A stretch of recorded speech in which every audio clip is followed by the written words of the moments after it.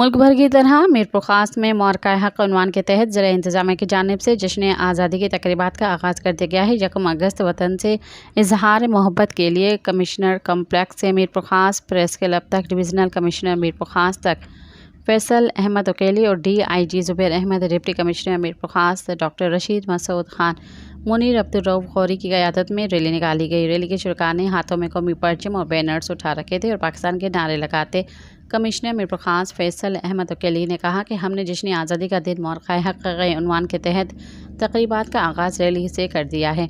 जश्न आज़ादी मौरका हक के तौर पर मनाने का मकसद पूरी दुनिया को ये पैगाम देना है कि पूरी दुनिया, पूरी कौम पाकिस्तान मुत्तहद है और पुरअमन और अपनी पाक फ़ौज के साथ खड़ी है।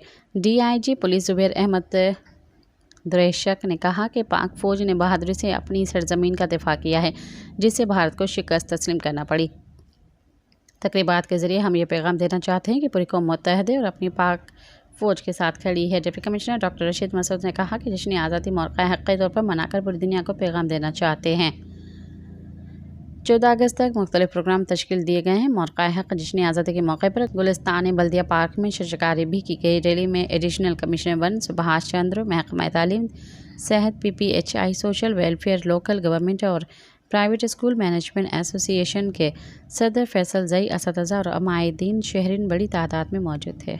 सब्सक्राइब कयो अवामी न्यूज़ HD के ताज़ा तरीन ख़बरुन ला ॾिसंदा रहो अवामी न्यूज़ HD।